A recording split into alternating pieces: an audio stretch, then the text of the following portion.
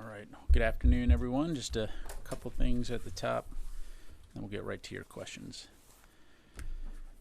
First up, Secretary Austin currently remains hospitalized at Walter Reed National Military Medical Center and is in good condition. Per the statements we released yesterday, Secretary Austin was transported by a security detail at approximately 2:20 p.m. Eastern Time yesterday to Walter Reed National Military Medical Center to be seen for symptoms suggesting an emergent bladder issue. At approximately 4:55 p.m. the same day, the Secretary transferred the functions and duties of the Office of the Secretary of Defense to Deputy Secretary of Defense Kathleen Hicks. Deputy Secretary Hicks continues to retain the functions and duties of the Secretary of Defense at this time. According to Secretary Austin's doctors, after a series of tests and evaluations, he was admitted yesterday evening into the critical care unit at Walter Reed for supportive care and close monitoring. Now, shortly before today's briefing, we released an update from the Secretary's doctors at Walter Reed regarding his status. And to ensure everyone here today and those watching have the same information, I will read that full statement. This is a statement from Dr. John Maddox, Trauma Medical Director, and Dr. Gregory Chestnut, Center for Prostate Disease Research of the Murtha Center, Director at Walter Reed National Military Medical Center in Bethesda, Maryland. Beginning the statement, quote, Secretary of Defense Lloyd J. Austin III underwent non-surgical procedures under general anesthesia to address his bladder issue. We anticipate a successful recovery and will closely monitor him overnight. A prolonged hospital stay is not anticipated. We anticipate the Secretary will be able to resume his normal duties tomorrow. The current bladder issue is not expected to change his anticipated full recovery. His cancer prognosis remains excellent, end quote. Moving forward, we will continue to provide updates as new information becomes available regarding Secretary Austin's status, and we all certainly wish him a speedy recovery. In the meantime, Secretary Austin will no longer travel to Brussels this week as originally scheduled. However, Wednesday's Ukraine Defense Contact Group will continue it, albeit virtually. While Secretary Austin currently intends to participate in the virtual UDCG, he will remain flexible depending on his healthcare status. Assistant Secretary of Defense for International Security Affairs, Dr. Celeste Wallander, who will be in Brussels this week, is prepared to represent the Secretary as required. And the Chairman of the Joint Chiefs of Staff, General C.Q. Brown, Jr., will also be participating in the UDCG virtually from Washington, D.C. Ministers of Defense and senior military officials from nearly 50 nations will convene virtually to discuss the ongoing crisis in Ukraine and the continued support from the international community to provide the Ukrainian people with the means necessary to defend their sovereign territory. Separately, U.S. Permanent Representative to NATO Ambassador Julie Smith will represent Secretary Austin at the NATO Defense Ministerial scheduled for Thursday. We will be sure to keep you updated on outcomes from both of these important meetings. Switching gears, this month marks the 2-year anniversary since the White House released its Indo-Pacific strategy. In the last 2 years, the Department of Defense has done more than ever to advance a shared vision for a free and open Indo-Pacific region. We've made historic advancements in alliances and partnerships with the Republic of Korea, Japan, Australia, Philippines, India, and others across the region. And even as we confront challenges elsewhere, the United States will continue to prioritize our efforts in this critical region in support of international security, stability, and prosperity. For more information, please see our fact sheet on the DoD website. And finally, our prayers are with the people of the Philippines as our longstanding ally faces severe flooding and landslides from a series of storms. U.S. Marines from the 3rd Marine Expeditionary Force have assisted with 2 C-130s to help the Philippine government and USAID in delivering 15,000 food packs to affected families. For more information, please contact Marine Corps Public Affairs. And with that, I'd be happy to take your questions. We'll go to Associated Press, Tara. Thanks, General Ryder. I want to get a sense of how serious this is. This is Secretary Austin's second trip to the intensive care unit at Walter Reed since his surgery. He's canceled his trip. Can you give us a sense of where he's at in his recovery? And is this latest hospitalization part of ongoing cancer treatments? What can you give us as a status on his prostate cancer? Yeah, thanks, Tara. I'd point you back to the statement there that I just read, in terms of the Secretary's condition, as highlighted, he's in good condition, according to his doctors. He will remain in the ICU ward for the duration of his stay in order to provide appropriate privacy, and will continue to receive critical care support in order to closely monitor his progress for now. And as I highlighted in the statement from his doctors, his current bladder issue is not expected to change his anticipated full recovery from cancer, and his prognosis for cancer remains excellent. Is the bladder issue a complication from his surgery to treat prostate cancer, or is it is it related to his prostate cancer? Tara, I don't have anything to provide at this point beyond what I've shared with you, but certainly, again, as we have more information, we'll be sure to pass it along. Last, since his hospitalization, in an effort to be more transparent, can you give us a sense of what stage his prostate cancer was? How early was this detected? Is this something that, you're expecting future hospitalizations because of this ongoing fight? Yeah, I think, as you've heard us say before, his cancer was detected very early. And so, as his doctors have previously highlighted, he is expected to make a full recovery from his cancer diagnosis. There is no further treatment associated with his cancer expected other than the physical therapy that he's been undergoing to deal with some lingering leg pains, which, again, he highlighted during his press briefing. So, as you highlight, we will continue to keep you updated with as much information as possible regarding the Secretary and his health status, and be as transparent as we can. Orrin? Has Secretary Austin spoken to the President since his most recent hospitalization, since yesterday afternoon? Has he expressed any reservations about his own ability to serve to the President or to anyone else in the administration? And then, when he is released, is he expected to work from home, or will he be straight back to the Pentagon? Yeah, thanks, Orrin. He has not spoken to the President, to my knowledge. Again, he went into the hospital yesterday to get checked out, and again, I'd refer you back to our statements and what I just read out. I can assure you the Secretary continues to be eager to perform his duties, and I have no doubt of that. But in terms of what's next regarding his health care, again, we'll keep you updated. Jennifer? European allies have expressed a great deal of consternation in recent days due to the ongoing debate in Congress about whether the U.S. will continue to fund Ukraine. Recent comments by former President Trump over the weekend about what he would do to NATO, and messaging to Putin and Russia what he would allow them to do to NATO. Why isn't Deputy Defense Secretary Cathie Hicks or somebody of a senior stature going to Brussels and participating in these meetings? Yeah, again, first of all, our support for Ukraine continues to be ironclad. As you heard me highlight, you're going to have nearly 50 countries come together, as they have on almost a monthly basis, to talk about how we support Ukraine.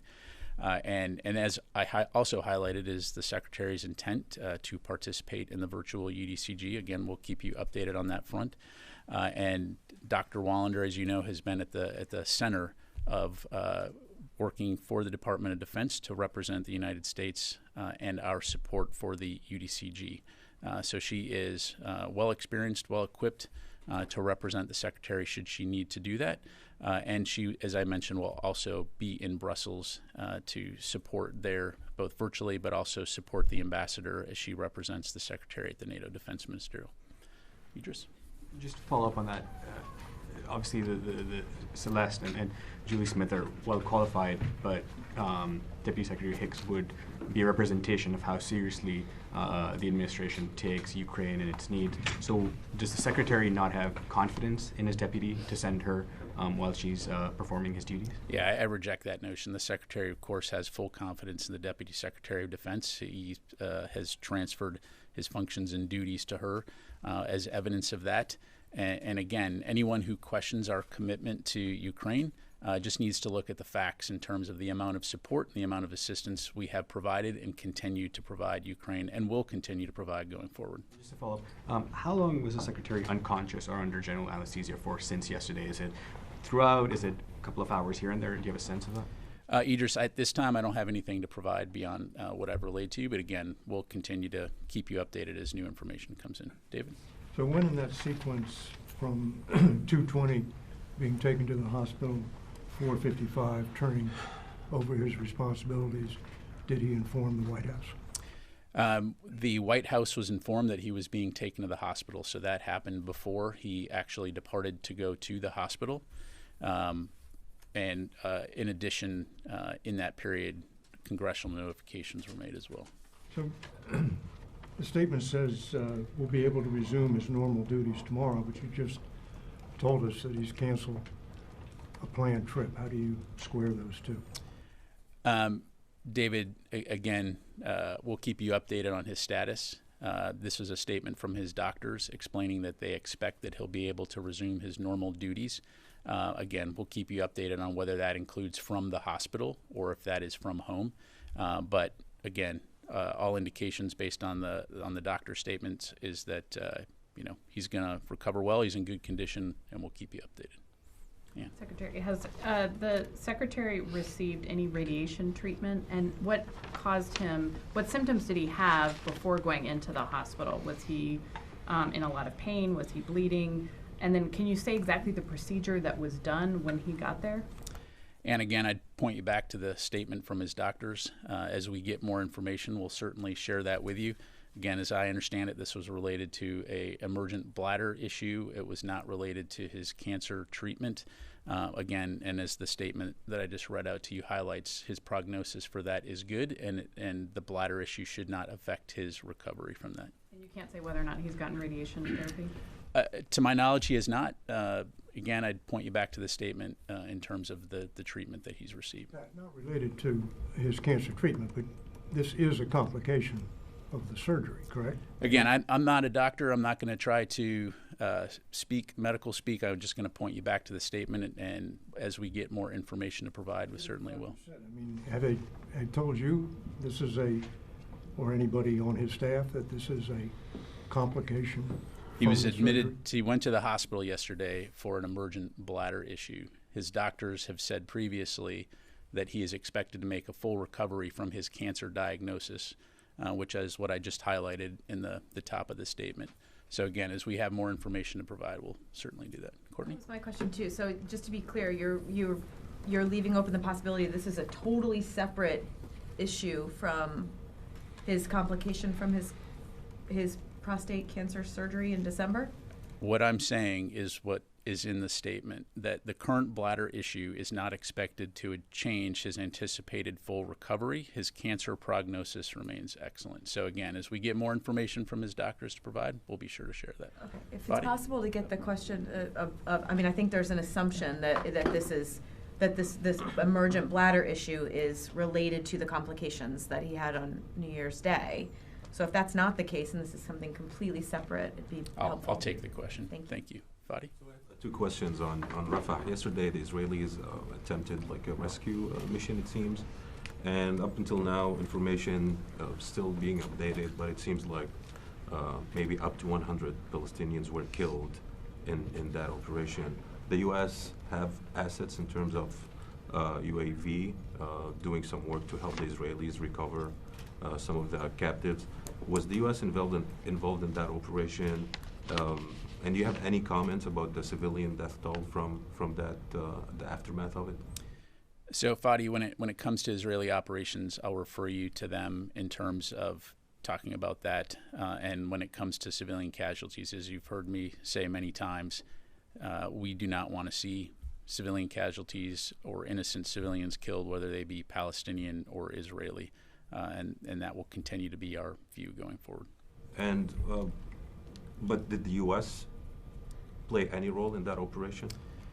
Fadi, I'm not aware of any role of the United States. Yeah. And as you probably heard from Israeli Prime Minister Netanyahu, seems like he's planning to invade, ground invasion of Rafah, where more than 1 million people are taking refuge. Amnesty International is warning of an imminent risk of genocide. Does the Pentagon support an Israeli ground invasion of Rafah at this moment? Again, I'm going to refer you to the Israelis to talk about their operations. I think Mr. Kirby has addressed this in his press briefings. We certainly do not want to see any more suffering, human suffering, among those in Gaza, which is why, again, we continue to communicate actively with our Israeli partners on the importance of taking civilians into account in planning and conducting their operations. So we go over Who is communicating that? Who you said we're communicating with them? Who? Can you give us a sense? I know there was a point where General Glenn was there, and we kind of got a little bit of fidelity on that. Well, yeah, I mean, I think all echelons, Courtney. I mean, you've had the president speak to his counterpart. You've had Secretary Austin speak to his counterpart. You've got U.S. Central Command speaking to their counterparts. The chairman of the Joint Chiefs speaks to his counterpart. So there's ongoing discussions as it relates to Israel's defense of its nation, as well as the support we're providing and the importance of ensuring that humanitarian assistance gets through. Specifically to Fadi's question about Rafah, though, I mean, is there a level of are there people in the military right now, or the Defense Department or CENTCOM or wherever it is, who are providing like technical? I'm not aware of us understanding their plan. Again, what he's talking about is public comments by the Prime Minister saying what they're going to do, and again, that's something that they need to talk about. And let me move over to the other side of the room. Did the Israelis share any planning with the Pentagon about this ground invasion? Again, Fadi, I'm not going to have anything to provide beyond what I've talked about already, and I'd refer you back to Mr. Kirby's comments. Joseph? Can I just ask, do you have any updates to provide on yesterday's HMC with the Iraqis? What I would tell you is that yesterday's meeting marks another important step along the path of transition as military technical talks, as you highlight, were held in Baghdad. As I understand it, they discussed 3 areas of assessment: the threat of ISIS, the operating environment, and Iraqi security forces capabilities. We'll continue to keep you updated as appropriate, but these talks are important, again, as we look to discuss the transition of the coalition military mission to the longer-term U.S.-Iraq bilateral security relationship. Do you have any updates on the Tower 22 investigation? I do not. I'd refer you to CENTCOM for any updates on that. Missy? Hi, Pat. Just to follow up on Joseph's question, the Iraqi military spokesman said that, giving a readout of those talks yesterday, said that based on the discussion yesterday, a timetable will be set for the gradual reduction of international coalition advisors and an end of the coalition mission. Is that correct, that the outcome was an agreement that there would be a timeline set for that? And then separately, could you give us an update on the internal review about Austin's hospitalization? Did you have a chance to review that yet? And could you update us on the publication of that? Yeah, on your first question, Missy, I don't have any information on that, so I'll take that question. As far as the review, no changes from what I provided on Thursday. The Secretary does have that review. He will continue to take a look at it. Again, our commitment is to try to provide as much information about the review to you when we can, so certainly we'll continue to endeavor to do that. Laura? Thank you. First of all, is Cathy Hicks acting SecDef now, and at what point does she become acting SecDef? Can you just clear up what her role title is right now? Yes, she has assumed the duties and functions of the Secretary of Defense, so in that sense she is acting as the Secretary of Defense. And I still don't understand why they couldn't have had the Ukraine contact group meeting without Secretary Austin. I mean, what was the reason for making it virtual? I'm not sure I understand your question. So why, I guess, what was the reason for making the contact group meeting virtual? Was it solely because the Secretary couldn't attend? Because there's many other people that attend that meeting, right? Laura, I think as I highlighted, the Secretary intends to participate. And again, given the importance, as we've already discussed about, we want to ensure that this continues. As we've done in the past, we're going to be flexible in terms of the format. And so, yeah. We have attended virtually. I'm not going to get into hypotheticals, Laura. Yeah, I'm not going to get into rationale for that. Well, I've read to you what we're doing, and there you go. All right, let's go to the phone here. Jeff Shogel, Task and Purpose. Thank you. On what day did Secretary Austin undergo this procedure when he was under general anesthesia? And Secretary Austin is 6th in presidential line of succession. Does that mean that Secretary Hicks is temporarily, until the Secretary resumes duties, that she is now 6th in line in succession? Yeah, thanks, Jeff. On your latter question there, I'll take that. And we'll come back to you. In terms of my understanding is that that procedure would have been today. So just leave it there. Okay. Ro. Thank you. Follow-up question about the Secretary's health. So I wonder if it is difficult for the Secretary to travel to the Indo-Pacific for a while because in general, the traveling to the region takes longer than any other region. Are you asking me why he hasn't traveled to? Because of the Secretary's health program, I wonder if it is difficult for the Secretary to travel to the region, to the Indo-Pacific region for a while.